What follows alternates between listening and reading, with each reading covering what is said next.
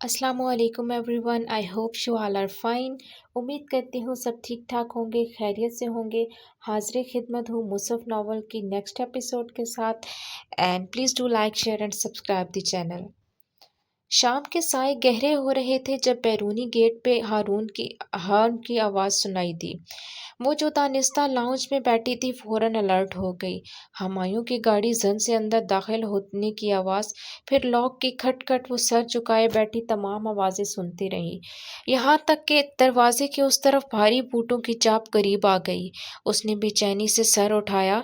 वो अंदर दाखिल हो रहा था, यूनिफॉर्म में मलबूस, कैप हाथ में लिए। वो चंद कदम चलकर करीब आया। उसे वहाँ बैठे देखकर लम्हे भर को रुका। अस्सलाम वालेकुम, मुझे आपसे बात करनी है, उसने आहिस्ता से कहा। बोलो। वो उखड़े तेवरों से सामने आ खड़ा हुआ। आप बैठ जाएं, मैं ठीक हूँ, बोलो। महमल ने गहरी सांस ली और अल्फाज सहन में मुश्तमिल किए। मुझे सिर्फ एक बात का जवाब चाहिए हुमायूं, बस एक बार मुझे बता दें कि आप मेरे साथ ऐसा क्यों कर रहे हैं। आंसुओं का गोला उसके हलक में फंसने लगा। क्या कर रहा हूँ? आपको लगता है आप कुछ कर नहीं रहे? अलहदगी चाहता हूँ, क्या ये कोई जुर्म है? वो संजीदा और बेनियाज था। मगर आप इतने क्यों बदल गए? आप पहले तो ऐसे नहीं थे। ना चाहते हुए भी वो शिकवा कर बैठी। पहले मैं उल्लू का काठ का उल्लू था जिसकी आंखों पे पट्टी बंधी थी। होश अब आया है, देर हो गई मगर खैर। हो सकता है किसी ने अब आपकी आंखों पे पट्टी बांध दी हो। आप मुझे सफाई का एक मौका तो दें।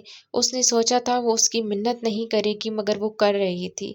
ये वो शख्स था जिससे उसे बेहद मोहब्बत थी और वो उसे छोड़ना नहीं चाहती थी। सफाई का मौका उनको दिया जाता हो जिन पे शक हो, मगर जिन पे यकीन हो उन पे सिर्फ हद जारी होती है। वो बहुत चबा चबा कर बोला था। ये आपकी अपनी बनाई गई हदूद है एएसपी साहब। लोगों को इनके ऊपर ना परखें। खोटे खरे को अलग करने का पैमाना दिल में होता है, हाथों में नहीं। कहीं आपको पछताना ना पड़ जाए। खोटे खरी की पहचान मुझे बहुत देर से हुई है महमल बीबी। जल्दी होती तो इतना नुकसान ना उठाता। इस 3 माह में पहली दफा उसने महमल का नाम लिया था। वो उदासी से मुस्कुरा दी। अगर मैं खोटी हूं तो जिसके पीछे मुझे छोड़ रहे हैं उसके खरेपन को भी माप लीजिएगा, कहीं फिर देर ना हो जाए। वो तुमसे बेहतर है। चंद लम्हे खामोश रहकर वो सर्द लहजे में बोला और एक गहरी चुभती हुई निगाह उस पर डालकर सीढ़ियों की तरफ बहर चला गया। वो नम आंखों से उसे जीने चढ़ते देखने लगी। आज हुमायूं ने अपनी बेवफाई पे मोहर लगा दी थी। वो ड्रेसिंग टेबल के सामने बुरश लिए मखमूम गुमसुम सी बैठी थी जब फरिश्ते ने खुले दरवाजे से अंदर झांका। मेरी छोटी बहन क्या कर रही है? उसने चौखट से टेक लगाकर मुस्कुराते हुए पूछा। कुछ खास नहीं, महमल ने मुस्कुराकर गर्दन मोड़ी। उसके खुले बाल शानों पे गिरे थे। तो कुछ खास करते हैं। वो अंदर चली आई, फेरोजी शलवार कमीज पे सलीके से सर पे दुपट्टा लिए। वो हमेशा की तरह बहुत तरोताज़ा लग रही थी। तुम्हारे बाल ही बना दूं? लाओ। उसने रसान से कहते हुए ब्रश महमल के हाथ से ले लिया और उसके खुले बालों को दोनों हाथों में समेटा। बस अब तुम बहुत जल्द ठीक हो जाओगी। वह प्यार से उसके बालों में ऊपर से नीचे ब्रश कर रही थी। वो महमल की व्हील चेयर के पीछे खड़ी थी। महमल को आईने में उसका अक्स दिखाई दे रहा था। तुमने आगे का क्या सोचा? पता नहीं, जब इद्दत ख़त्म हो जाएगी तो चली जाऊंगी, वो बेजार हुई। लेकिन किधर? फरिश्ते ने उसको बालों को सुलझाकर समेट कर ऊंचा किया। अल्लाह की दुनिया बहुत वसी है। पहले आगा जान को ढूंढूंगी। अगर वो ना मिले तो मस्जिद चली जाऊंगी। मुझे उम्मीद है कि मुझे हॉस्टल में रहने दिया जाएगा। हूँ। उसने ऊंची सी पोनी बांधी, फिर उसके बालों को दोबारा से ज़रा सा ब्रश किया। और आपने क्या सोचा? मेरे बाद तो आपको भी जाना होगा। मैं शायद वर्किंग वुमेन हॉस्टल चली जाऊं, पता नहीं, अभी कुछ डिसाइड नहीं किया। खैर छोड़ दो। आज मैंने चाइनीज़ बनाया है, तुम्हें मंचूरियन पसंद है ना? अब फटाफट चलो खाते हैं। उसने मैमल की व्हीलचेयर पीछे से थाम कर उसका रुख मोड़ा। अब वो क्या बताती कि अरसा हुआ जायके महसूस करना छोड़ दिए थे। मगर ऐसी मायूसी की बातें अल्लाह को नाराज़ कर देती हैं, इसलिए वो चुप रही। हुमायूं की तरफ से दिल इतना दुखा हुआ था कि ऐसे में फरिश्ते का ध्यान बटाना अच्छा लग रहा था। डाइनिंग टेबल पे खाना लगा हुआ था। गरम गरम चावलों की खुशबू सारे میں پھیلی ہوئی تھی۔ تیمور کدھر؟ وہ پوچھتے پوچھتے رک گئی، پھر تھک کر بولی، میں کیا کروں جو وہ آپ کو ناپسند کرنا چھوڑ دے؟ یہ چاول کھاؤ، بہت اچھے بنے ہیں۔ فرشتے نے مسکرا کر ڈش اس کے سامنے رکھی۔ اس کا ضبط بھی کمال کا تھا۔ تیمور کی ساری بدلہٰذیوں پہ میں آپ سے معافی مانگتی ہوں۔ نہ چاہتے ہوئے بھی اس کا لہجہ بھیگ گیا۔ اوہوں، جانے دو، میں مائنڈ نہیں کرتی، خالہ بھی تو ماں جیسی ہی ہوتی ہے۔ مہمت بھیگی آنکھوں سے ہولے سے ہنس دی۔ فرشتے نے رک کر دیکھا، کیوں، کیا نہیں ہوتی؟ میرے بھانجے نہیں ہیں، ورنہ ضرور اپنی رائے دیتی، لیکن چونکہ رسول صلی اللہ علیہ وسلم نے فرمایا ہے تو آف کورس ٹھیک ہے۔ کیا؟ فرشتے الجھی۔ یہی کہ خالہ ماں جیسی ہوتی ہے، یہ ایک حدیث ہے نا؟ او اچھا، مجھے بھول گیا تھا۔ فرشتے سر چٹک کر مسکرا دی اور چاول اپنی پلیٹ میں نکالنے لگی۔ وہ دن اپنی دانست میں ہمایوں کے گھر میں اس کا آخری دن تھا۔ کل دوپہر اس کی عدت کو 3 قمری ماہ مکمل ہو جانے تھے، اور تب وہ شرعی طور پہ ہمایوں کی بیوی نہ رہتی اور پھر اس گھر میں رہنے کا جواز بھی ختم ہو جاتا۔ اس کی میڈیکل کنڈیشن کے تحت اس کی عدت اتنی ہی بنتی تھی۔ آج وہ صبح اترتی ہی لان میں آ بیٹھی تھی۔ چڑیاں اپنی مخصوص بولی میں کچھ گنگنا رہی تھیں۔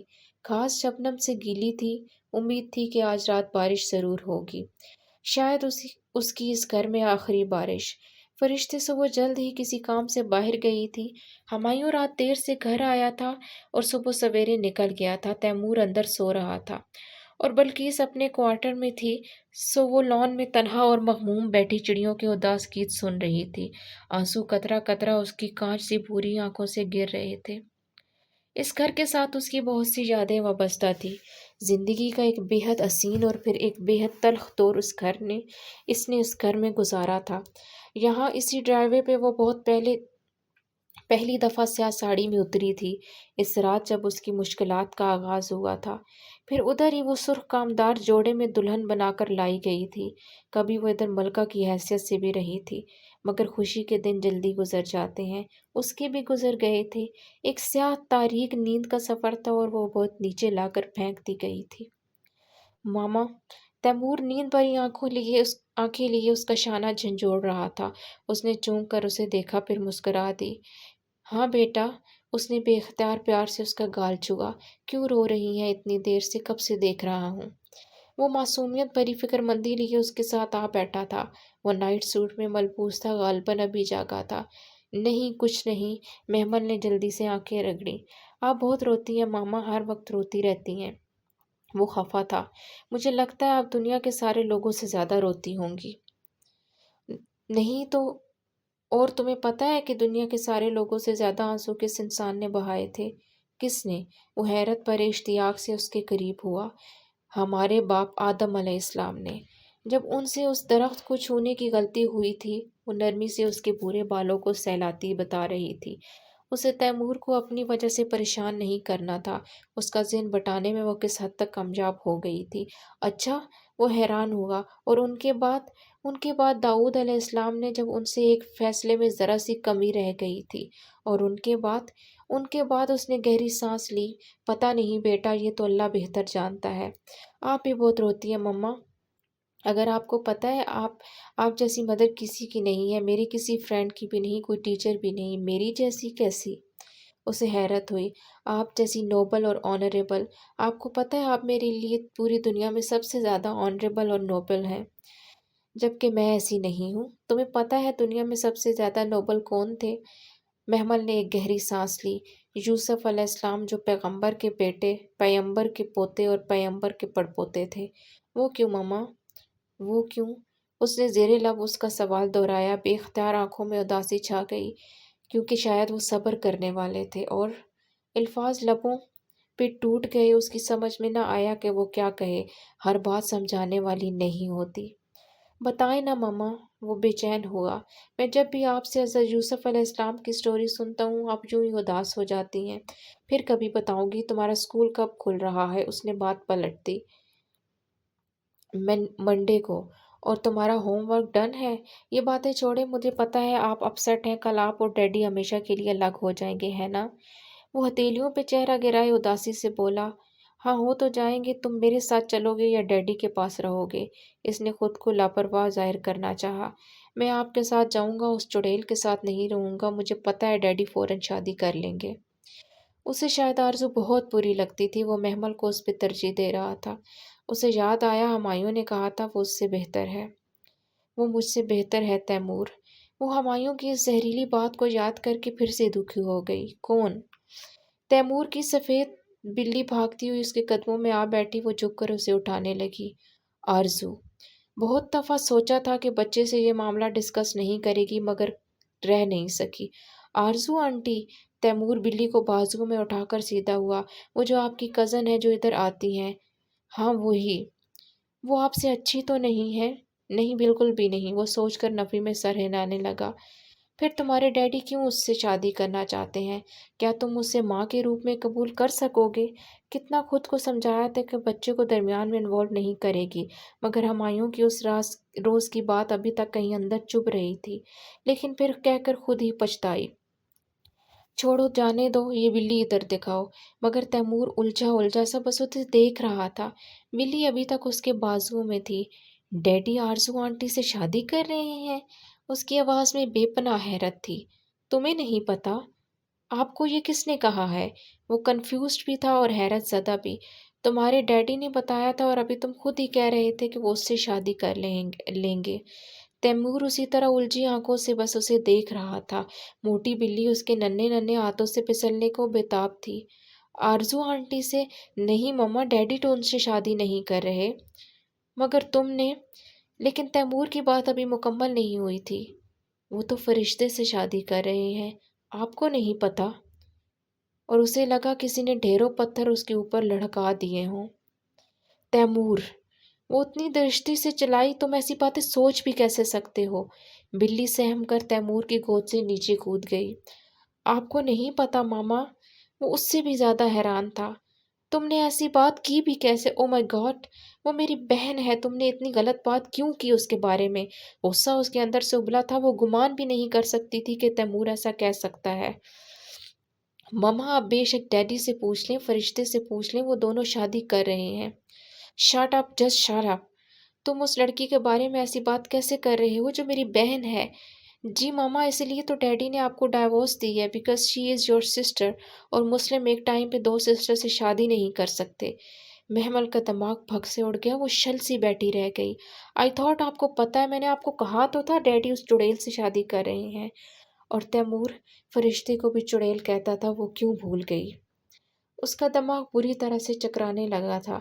نہیں تیمور، وہ میری بہن ہے، اس کی زبان لڑکھڑائی تھی۔ وہ اسی لیے تو ادھر ہمارے ساتھ رہتی ہیں تاکہ جب آپ چلی جائیں تو ڈیڈی ان سے شادی کر لیں۔ مگر تیمور، وہ میری بہن ہے، اس کی آواز ٹوٹنے لگی تھی۔ آپ نے نہیں دیکھا جب وہ ڈیڈی کے ساتھ ہر شام کو باہر جاتی ہیں؟ ایک دفعہ وہ مجھے لے گئے تھے ساتھ، وہ سمجھتے ہیں میں بچہ ہوں، مجھے کچھ نہیں پتہ چلتا۔ مگر تیمور، وہ تو میری بہن ہے، وہ بکھری شکست خورد سی کھٹی کھٹی آواز میں چلائی تھی۔ اسے لگا تھا کوئی دھیرے دھیرے اس کی جان نکال رہا تھا۔ تیمور کیا کہہ رہا تھا اس کی سمجھ میں کچھ نہیں آ رہا تھا۔ مجھے اسی لیے وہ اچھی نہیں لگتی، وچ نمبر 1، اس کی وجہ سے ڈیڈی آپ کو سیپریٹ کر رہے ہیں۔ آپ نے نہیں دیکھا جب وہ شام کو ڈیڈی کے ساتھ باہر ریسٹورنٹ جاتی ہے؟ نہیں، تم غلط کہہ رہے ہو، شام کو تو وہ مسجد جاتی ہے، وہ ادھر پڑھاتی ہے۔ اسے یاد آیا شام کو فرشتے مسجد جاتی تھی، یقیناً تیمور کو غلط فہمی ہوئی ہوگی، اس نے غلط سمجھا ہوگا۔ مسجد؟ اس نے حیران سے پلکیں جھپکی۔ یہ ساتھ والی مسجد ماما؟ آپ کدھر رہتی ہیں؟ فرشتے تو کبھی مسجد نہیں گئی، وہ ادھر قرآن پڑھاتی ہے، تمہیں نہیں پتا تیمور؟ وہ تو کبھی قرآن نہیں پڑھتی، میں نے آپ کو بتایا تو تھا۔ نہیں، وہ مجھ سے اور تم سے زیادہ قرآن پڑھتی ہے، اس نے ہی تو مجھے قرآن سکھایا تھا، تم غلط کہہ رہے ہو، وہ ایسے نہیں کر سکتی۔ وہ نفی میں سر ہلاتے جیسے جھٹلا رہی تھی۔ آپ نے کبھی ان کو قرآن پڑھتے دیکھا، کبھی مسجد جاتے دیکھا؟ وہ فرشتے کے دفاع میں تیمور کو جھٹلانے کے لیے کچھ کہنے لگی تھی کہ ایک دم رک گئی۔ اس نے ہسپتال سے آ کر کبھی فرشتے کو مسجد جاتے نہیں دیکھا تھا، کبھی قرآن پڑھتے نہیں دیکھا تھا۔ ہاں، نمازیں وہ ساری پڑھتی تھی۔ کم آن ماما، آپ بلکیس بوا سے پوچھ لیں وہ مسجد نہیں جاتی، کیا آپ کو اس نے خود کہا ہے کہ وہ مسجد جاتی ہے؟ اور تیمور کے سوال کا جواب اس کے پاس نہیں تھا۔ ہسپتال کی وجہ سے صبح کی کلاسیں لینا ممکن نہیں تھا۔ فرشتے نے تو اس کے استفسار پہ مبہم سا جواب دیا تھا، باقی سب تو اس نے خود فرض کر لیا تھا۔ تو کیا تیمور سچ کہہ رہا تھا؟ نہیں، ہرگز نہیں، فرشتے اس کے ساتھ ایسا نہیں کر سکتی، وہ تو اس کی بہت پیاری، بہت خیال رکھنے والی بہن تھی، وہ بھلا کیسے؟ وہ مسجد نہیں جاتی، وہ ڈیڈی کے ساتھ جاتی ہیں۔ پہلے ڈیڈی گاڑی پہ نکلتے ہیں، پھر وہ باہر نکلتی ہے، اور کالونی کے اینڈ پہ ڈیڈی اس کو پک کر لیتے ہیں تاکہ بلکیس بوا کو پتہ نہ چلے۔ میں نے ٹیرس سے بہت دفعہ دیکھا ہے، صبح بھی وہ ڈیڈی کے ساتھ ہی گئی تھی۔ وہ پتھر سی بنی بس سن رہی تھی۔ جب آپ اسپتال میں تھی تب بھی وہ یوں ہی کرتے تھے، پر میں کوئی چھوٹا بیبی تو نہیں ہوں، مجھے سب سمجھ آتا ہے۔ یہ سب کب ہوا، کیسے ہوا؟ وہ متحیر بے سکین سی سکتے کے عالم میں بیٹھی تھی۔ تیمور آگے بھی کچھ کہہ رہا تھا مگر وہ سن نہیں رہی تھی، تمام آوازیں بند ہو گئی تھیں، سب چہرے مٹ گئے تھے، ہر طرف اندھیرا تھا، سناٹا تھا۔ ماما آپ ٹھیک ہو؟ تیمور نے پریشانی سے اس کا ہاتھ ہلایا، وہ ذرا سا چونکی، آنکھوں کے آگے جیسے دھند سی چھا رہی تھی۔ بیٹا مجھے اکیلے چھوڑ دو، اس نے بے اختیار چکراتا ہوا سر دونوں ہاتھوں میں گرا لیا۔ ابھی جاؤ پلیز یہاں سے۔ چند لمحے وہ اداسی سے اسے دیکھتا رہا، پھر جھک کر گھاس پہ بیٹھی موٹی سفید بلی اٹھائی اور واپس پلٹ گیا۔ کیا یہی واحد وجہ ہے؟ کیا تمہیں بالکل امید نہیں ہے کہ وہ تم سے رجوع کرے گا؟ کیا تم خود کو اتنا اسٹرانگ فیل کرتی ہو کہ حالات کا مقابلہ کر سکو گی؟ اس کے ذہن میں فرشتے کی باتیں گونجنے لگیں۔ ہر شام ہمایوں گھر سے چلا جاتا تھا کسی دوست کے پاس، ہر شام فرشتے بھی گھر سے چلی جاتی تھی۔ اس نے کبھی نہیں بتایا کہ وہ کدھر جاتی ہے، اس نے کبھی نہیں بتایا کہ وہ محمل کی عدت ختم ہونے کے بعد کدھر جائے گی، اور وہ ابھی تک ادھر رہ کیوں رہی تھی؟ کیا صرف محمل کی کیئر کے لیے؟ اور کیئر تو نرس بھی کر سکتی تھی، پھر وہ کیوں ان کے گھر میں تھی؟ اس نے کبھی فرشتے کو قرآن پڑھتے نہیں دیکھا۔ جس روز وہ مسجد گئی تھی فرشتے ادھر نہیں تھی، وہ شام تک وہیں رہی مگر وہ ادھر نہیں آئی، وہ غلط فہمی کا شکار رہی، اور فرشتے نے اس کی غلط فہمی دور نہیں کی۔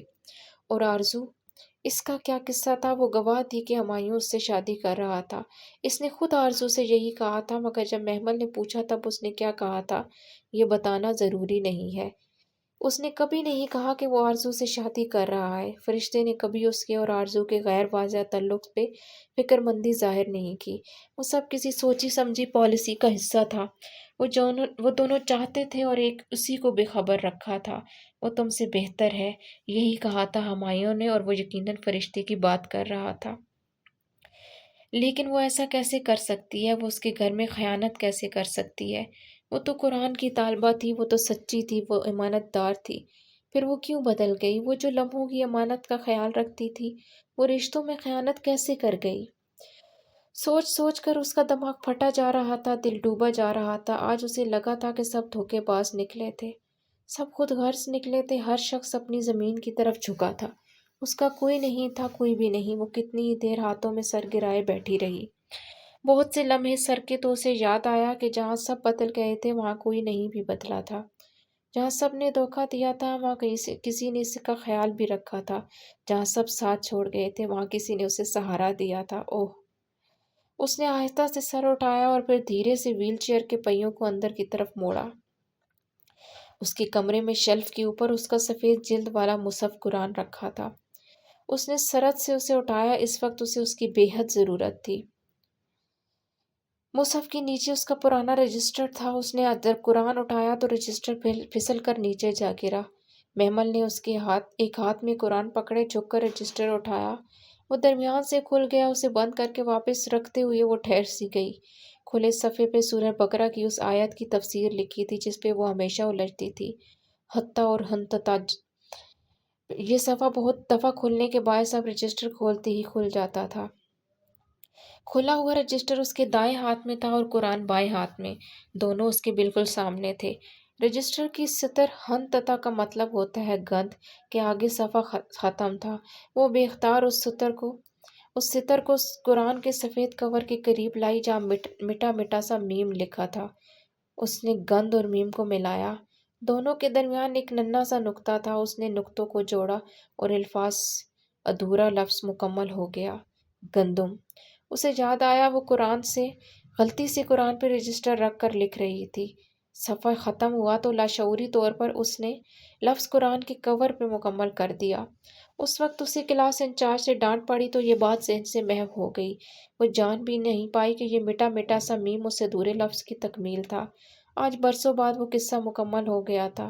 اس کے ذہن میں ایک روشنی کا کوندا سا لپکا اور ساری گتھیاں سلجھ گئی۔ بنی اسرائیل کو شہر کے دروازے میں داخل ہونے سے قبل بخشش مانگنے کا حکم ملا تھا، مگر وہ گندم مانگتے رہے تھے، بخشش نہیں مانگی۔ یہ بنی اسرائیل کی ریت تھی اور یہی ریت خود اس نے بھی دہرائی تھی۔ ہم زمانہ جاہلیت سے دور اسلام میں آ کر ایک ہی دفعہ توبہ کرتے ہیں، ساری عمر پھر عمل صالحہ تو کرتے رہتے ہیں مگر بار بار کی توبہ بھول جاتے ہیں۔ ہم ایک کھائی سے بچ کر سمجھتے ہیں کہ زندگی میں پھر کبھی کھائی نہیں آئے گی، اور اگر آئی بھی تو ہم بچ نکلیں گے۔ ہم ہمیشہ نعمتوں کو اپنی نیکیوں کا انعام سمجھتے ہیں اور مصیبتوں کو گناہوں کی سزا۔ اس دنیا میں جزا بہت کم ملتی ہے اور امتحان بھی ہوتا ہے۔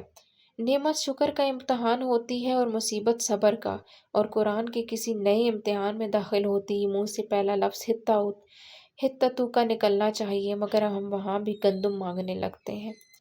اللہ اسے زندگی کے ایک مختلف فیز میں لایا تو اسے بخشش مانگنی چاہیے تھی، مگر وہ ہمایوں اور تیمور کو مانگنے لگ گئی۔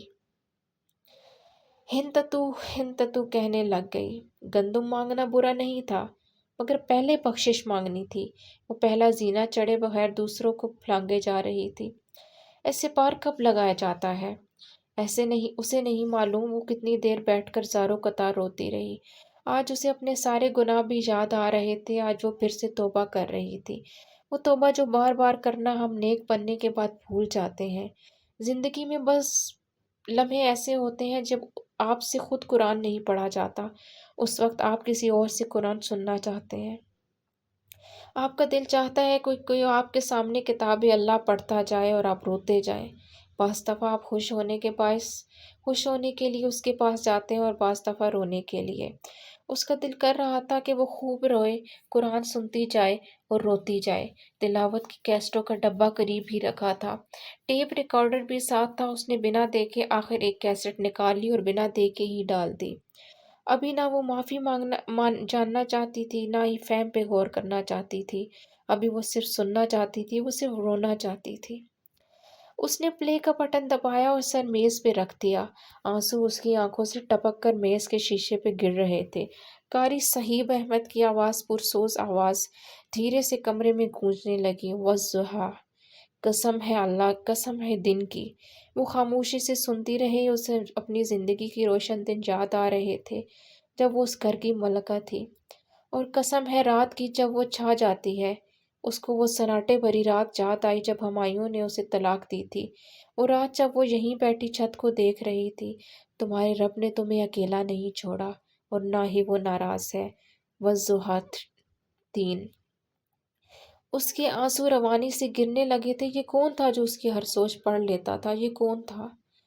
یقیناً تمہارے لیے انجام آغاز سے بہتر ہو گیا۔ الضحیٰ آیت نمبر 4۔ اس نے سختی سے آنکھیں میچ لیں۔ کیا واقعی اب بھی اس کے سارے کا انجام اچھا ہو سکتا تھا؟ تمہارا رب بہت جلد تمہیں وہ دے گا جس سے تم خوش ہو جاؤ گے۔ والضحیٰ آیت 5۔ ذرا چونک کر بہت آہستہ سے اس نے سر اٹھایا۔ اللہ کو اس کی کتنی فکر تھی۔ وہ اس کے اداس دل کو تسلی دینے کے لیے یہ سب اسے بتا رہا تھا۔ کیا وہ واقعہ اس سے ناراض نہیں تھا؟ کیا واقعہ اس نے اسے نہیں چھوڑا تھا؟ کیا اس نے تمہیں یتیم پا کر ٹھکانہ نہیں دیا؟ والضحیٰ آیت 6۔ وہ اپنی جگہ سن رہ گئی۔ یہ سب اتنا واضح، اتنا صاف، یہ سب اس کے لیے اترا تھا۔ کیا وہ اس قابل تھی؟ کیا اس نے تمہیں راہ گم میں پا کر ہدایت نہیں دی؟ والضحیٰ آیت 7۔ وہ ساکت سی سنے جا رہی، ہاں یہی تو ہوا تھا، اور تمہیں نادار پا کر غنی نہیں کر دیا۔ والضحیٰ آیت 8۔ اس کے آنسو گرنا رک گئے تھے، کپ کپاتے لب ٹھہر گئے تھے۔ بس تم بھی یتیم پہ سختی نہ کرنا اور سائل کو مت ڈانٹنا، اور اپنے رب کی نعمتوں کو بیان کرتے رہنا۔ والضحیٰ آیت 9۔ سورج ضحیٰ ختم ہو گئی تھی۔ اس کی زندگی کی ساری کہانی 11 آیتوں میں سمیٹ کر اسے سنا دی گئی تھی۔ وہ سورج جیسے ابھی ابھی آسمانوں سے اتری تھی، اس کے لیے اور صرف اس کے لیے۔ اس نے تھک کر سر کرسی کی پشت پہ گرا دیا اور آنکھیں موند لیں۔ وہ کچھ دیر ہر سوچ سے بے نیاز ہونا چاہتی تھی، پھر اٹھ کر اسے فرشتے سے ملنا تھا۔ بادل زور سے گرج رہے تھے۔ محمل نے ایک نظر کھڑکی سے باہر پہلی شام پہ ڈالی اور دوسری بند دروازے پہ۔ اس کی دوسری طرف اسے قدموں کی چاپ سنائی دے رہی تھی۔ ابھی چند منٹ قبل اس نے فرشتے کو گیٹ سے اندر آتے ہوئے دیکھا تھا۔ اس کے آنے کے کچھ منٹوں بعد ہمایوں کی گاڑی اندر داخل ہوئی تھی۔ البتہ وہ بمشکل 1 منٹ بعد ہی کچھ کاغذات اٹھا کر واپس چلا گیا تھا۔ اس کی گاڑی ابھی ابھی نکلی تھی۔ وہ کھڑکی کے اس طرف چوکیدار کو گیٹ بند کرتے دیکھ رہی تھی جب دروازہ ہولے سے بجا۔ محمل، فرشتے نے اپنے مخصوص نرم انداز میں پکارا۔ وہ ہولے سے دروازہ کھولا۔ وہ کثرت سے سلام نہیں کرتی تھی۔ محمل نے گردن موڑ کر دیکھا۔ وہ دروازے کے بیچوں بیچ کھڑی تھی، دراز قد، کانچ سی سنہری آنکھوں والی لڑکی جو کھلتے گلابی رنگ کے لباس میں سر پہ دوپٹہ لیے کھڑی تھی۔ وہ کون تھی؟ اسے لگا وہ اسے نہیں جانتی۔ کیسی ہو؟ نرم سی مسکراہٹ چہرے پہ سجائے وہ اندر داخل ہوئی۔ بلقیس بتا رہی تھی تم میرا پوچھ رہی تھی؟ وہ آگے پڑھ کر عادتاً شیلف پہ پڑی کتابیں، رجسٹر اور ٹیپ وغیرہ سلیقے سے جوڑنے لگی۔ اس کے پورے بال کھلے تھے اور اس نے انہی پہ دوپٹہ لے رکھا تھا، ایسے کہ چند لٹیں باہر گر رہی تھیں۔ گلابی دوپٹے کے حالے میں اس کا چہرہ دمک رہا تھا۔ جی مجھے پتہ نہیں تھا کہ آپ کدھر ہیں۔ محمل نے بغور اس کو دیکھا جو اس کے سامنے سر جھکائے کتابیں سیٹ کر رہی تھی۔ اسے ابھی بھی تیمور کی بات پہ مکمل یقین نہ تھا۔ فرشتے ایسا نہیں کر سکتی تھی، کبھی بھی نہیں۔ یقیناً تیمور کو سمجھنے میں غلطی ہوئی ہوگی۔ میں ایک دوست کے ساتھ تھی، کچھ شاپنگ کرنا تھی، بے حد رسان سے بتا کر اس نے رجسٹر ایک دوسرے کے اوپر رکھا۔ نہ اس نے جھوٹ بولا تھا نہ اس نے سچ بتایا تھا۔ اس کا یقین ڈگمگانے لگا۔ آپ نے آگے کا کیا سوچا ہے فرشتے؟ میرے جانے کے بعد آپ کیا کریں گی؟ ابھی پلان کروں گی، دیکھو کیا ہوتا ہے۔ وہ اب گلدان میں رکھے گلستان سے سوکھے پھول احتیاط سے نکال رہی تھی۔ اس کے جواب مبہم تھے، نہ سچ نہ جھوٹ۔ اور تم سارا دن کیا کرتی رہیں؟ اس نے چرمرائے سوکھے پھول ڈسٹ بن میں ڈالے۔ کچھ خاص نہیں۔ دونوں خاموش ہو گئیں، اپنی اپنی سوچوں میں گم۔ اب اس کے پاس حقیقت جاننے کا صرف ایک ہی طریقہ تھا اور اس نے اسے استعمال کیا۔ فرشتے، وہ جسم کس کی کرسی پہ ڈالا گیا تھا؟ کون سا جسم؟ فرشتے نے پلٹ کر اسے دیکھا۔ پلٹنے سے اس کا دوپٹہ سرکنے سے بورے بال جھلکنے لگے۔ قرآن میں ایک جگہ ایک جسم کا ذکر تھا، وہ کسی کی کرسی پہ ڈالا گیا تھا۔ آپ کو یاد ہے وہ کس کا جسم تھا؟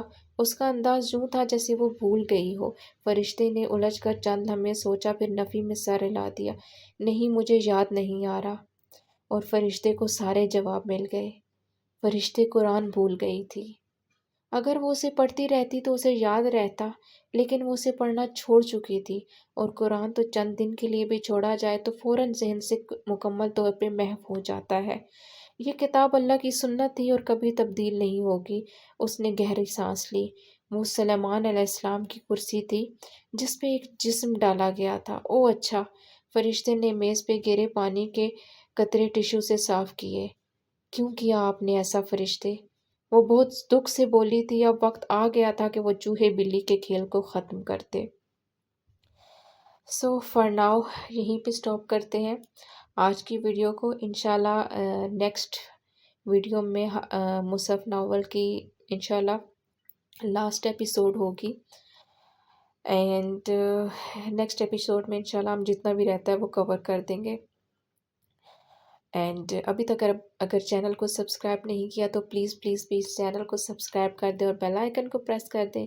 ویڈیو اچھی لگی ہو تو پلیز ویڈیو کو لائک اینڈ شیئر کریں، اینڈ دعاؤں میں یاد رکھیے، اپنا ڈھیر سارا خیال رکھیے۔ ملتے ہیں نیکسٹ ویڈیو میں۔ اللہ حافظ۔